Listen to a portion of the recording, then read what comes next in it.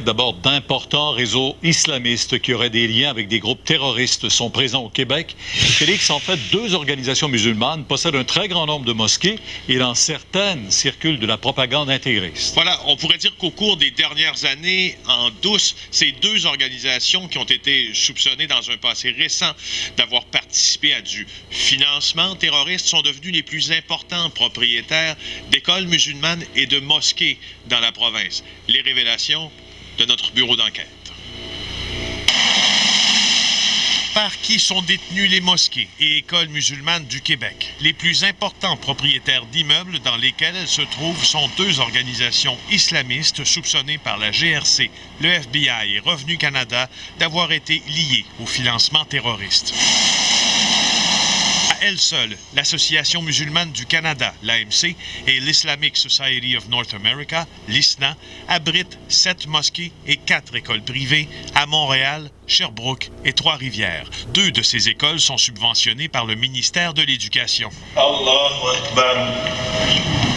Mais qui sont donc ces 2 organisations? L'Association musulmane du Canada se réclame de l'idéologie des frères musulmans et de son fondateur, Hassan al-Banna.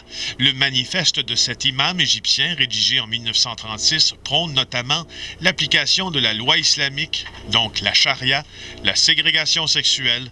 Elle possède des actifs immobiliers de 14,5 millions de dollars. Et voilà, l'idéologie des frères musulmans est basée essentiellement sur des idées qui sont contre la modernité et la démocratie. Wael Saleh est musulman. C'est le cofondateur de l'Observatoire interdisciplinaire des mouvements islamistes. On ne doit pas attendre la catastrophe pour prendre les mesures nécessaires. L'Islamic Society of North America, elle, qui vient de dénoncer publiquement les attentats de Paris, est la plus importante association musulmane en Amérique du Nord. Revenu Canada a retiré le statut d'œuvre de bienfaisance à sa filiale de levée de fonds en 2013.